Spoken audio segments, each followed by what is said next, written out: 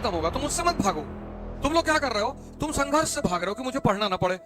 तुम संघर्ष को खत्म करने की कोशिश करते हो, वो कभी नहीं खत्म होगा। तो तुमने क्या किया है? तुमने अपने मन को इतनी पॉइंट्स पे लगा रखा है, इतना भय क्रिएट कर रखा है अंदर अपने। उसमें सबसे बड़ी ड्रामेबाजी है प्रेम। लेकिन करना चाहिए, मजा बहुत आता है। इस दुनिया का सबसे प्यारा नियम यह है कि जो जितना बड़ा मूर्ख होगा उसके उतने ज्यादा दुश्मन होंगे।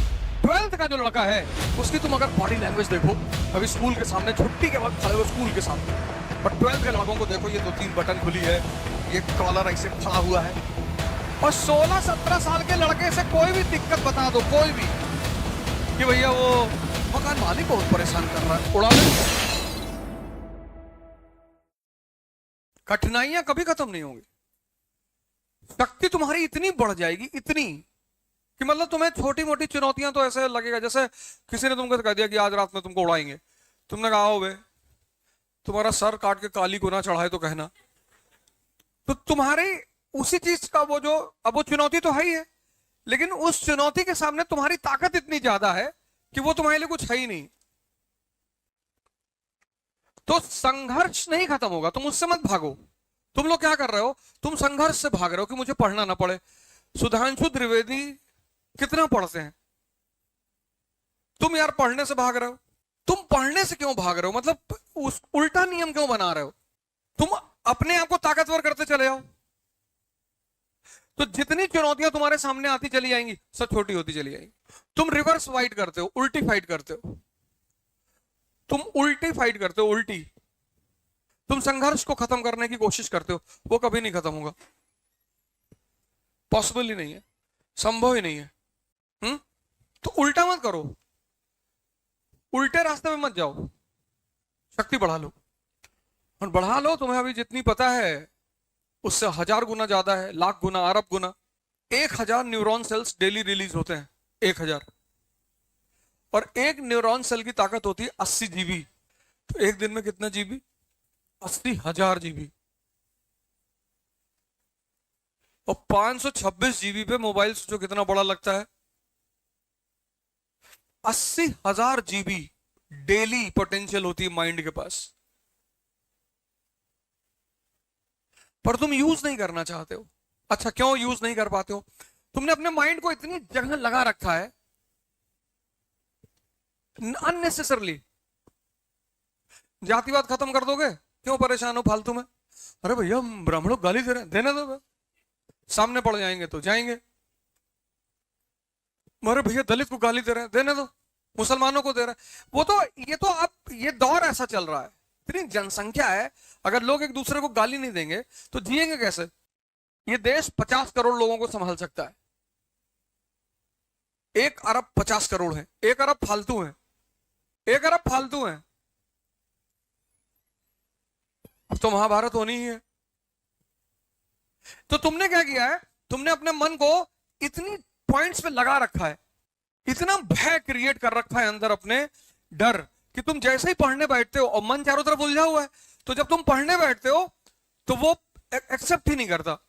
वो कम से कम 4 घंटे खड़े होकर पढ़ो। तुम अब तुम्हारी जनरेशन चेयर पे बैठने वाली जनरेशन नहीं है। तुम चेयर पे मत बैठो, तुम ये ले लो,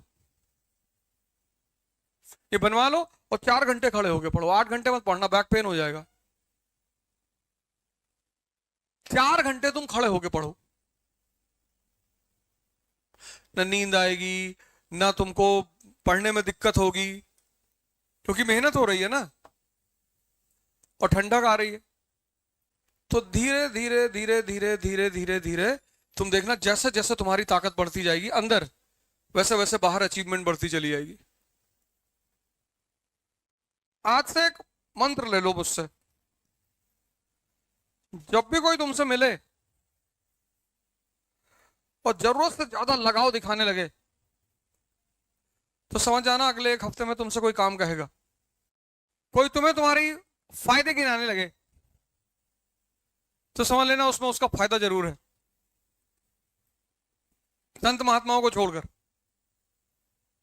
उनका कोई फायदा नहीं होता, वो तो बस कंपैशन, करुणा में ऐसा करते हैं। एक शब्द है, एक, जिसने मेरे जीवन की 70% दिक्कतें खत्म कर दी। अगर मैं 90 कहूं तो अतिशोक्ति नहीं है, एग्जैगरेशन नहीं है, बस एक शब्द, और उस शब्द का नाम है इंटरेस्ट, हित। जितने लोग तुमसे जुड़े हैं उनका कोई ना कोई इंटरेस्ट तो जरूर है। ये सारा खेल जो चल रहा है सब इंटरेस्ट का है, और कुछ है ही नहीं। उसमें सबसे बड़ी ड्रामेबाजी है प्रेम, लेकिन करना चाहिए, मजा बहुत आता है, बहुत मजेदार खेल है, बहुत करते रहना चाहिए, बंद तो होना ही नहीं चाहिए, करते रहना चाहिए। मजा ये आता है कि कौन किसको बेवकूफ बना रहा है ज्यादा, रुकना तो चाहिए ही नहीं, चलते रहना चाहिए। तो तुम चले आओ, तुम्हारी उम्र कम है, 20-22 साल के हो, आईएएस बन जाओगे फ्यूचर में, स्थिति तुम्हारी अच्छी हो जाएगी, एमपी भी बन सकते हो, लेकिन आज बहुत मार खाओगे तुम। तो जब तुम ये समझने लगते हो, कुछ चीजें जब तुम समझने लगते हो, तुम्हारी दुविधाएं खत्म हो जाती। शादी फादी मत जाया करो किसी की, अपनी छोड़ के, अपनी भी तो जाना ही चाहिए। शादी वादी कि हाँ, तुम्हारे किसी रिश्तेदार के घर, तुम्हारे किसी दोस्त के घर, पड़ोसी के घर परेशानी है, तब जरूर जाओ, चाहे पढ़ाई का नुकसान हो, चाहे जिसका नुकसान हो, लेकिन तब जरूर जाओ। इंसानियत खत्म नहीं होनी चाहिए। मतलब तुम्हारा पड़ोस में कोई आदमी बीमार है, तुम्हारे दोस्त का पिता बीमार है, और तुमको 2 दिन उस पिता के साथ हॉस्पिटल रहना, एकदम रहो, कुछ नुकसान नहीं होता। इंसानियत खत्म नहीं होनी चाहिए, वो बरकरार रहनी चाहिए। क्योंकि किसी की भी मुसीबत में जब तुम मदद करते हो तो वो तुम्हें दुआ देगा, और वो बहुत पावरफुल चीज है। मतलब दवा से लाखों गुना। कभी तुम गीता पढ़ोगे तो उसमें तुम्हें 3 तरह के कर्म पता चलेंगे, कर्म, अकर्म और विकर्म। जो संत होते हैं ना, ये विकर्म करते हैं, विकर्म मतलब ये जागृत हो चुके हैं, इन्हें कर्म करने की जरूरत नहीं, लेकिन फिर भी करते हैं। तो जब ये फिर भी करते हैं, तो वो जो कर्म करते हैं, अब इनको कर्म की जरूरत तो है नहीं, लेकिन ये करते हैं, तो इनके पास वो सेव होता रहता है। वो जो आशीर्वाद का कॉन्सेप्ट है वो यही है।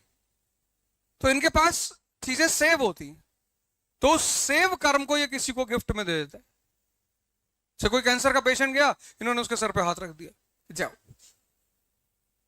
तो होगा ठीक, हो गारंटी ठीक होगा, 4000% ठीक होगा, क्योंकि अब अपने लिए नहीं कर रहे। इस दुनिया का सबसे प्यारा नियम यह है कि जो जितना बड़ा मूर्ख होगा उसके उतने ज्यादा दुश्मन होंगे। न्यूटन का नियम है ये,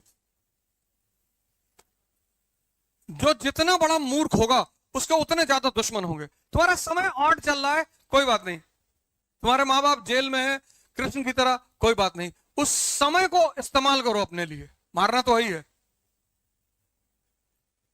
पर समय को हमेशा समझो और इंटरेस्ट के गेम को समझो, परेशान होने की जरूरत नहीं।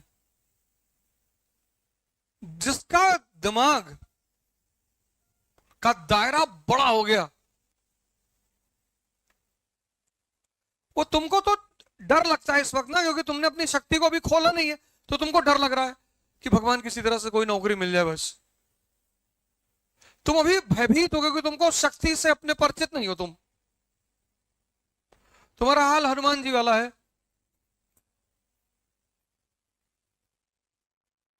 कि समंदर सामने देखे कि ये कौन पार करेगा, बोले तुम ही करोगे। अब नर्सरी के बच्चों को देखो, ड्रेस व्रेस कायदे से, टाई वाई लगाए, बाल वाल कायदे से करके स्कूल सीधे साधे बन के जा रहे हैं। उल्टा सीधा क्वेश्चन माँ बाप से पूछते हैं, टीचर से पूछते हैं कि पापा हम कैसे पैदा हुए थे। फिर ज्यादातर माँ बाप का वही आंसर है कि मंदिर के सामने जा रहे थे, शंकर जी तुमको दिए थे। अब आजकल के लड़के बहुत चालाक है, कह रहे हैं भैया वो सुहागरात वाला कॉन्सेप्ट खत्म हो गया,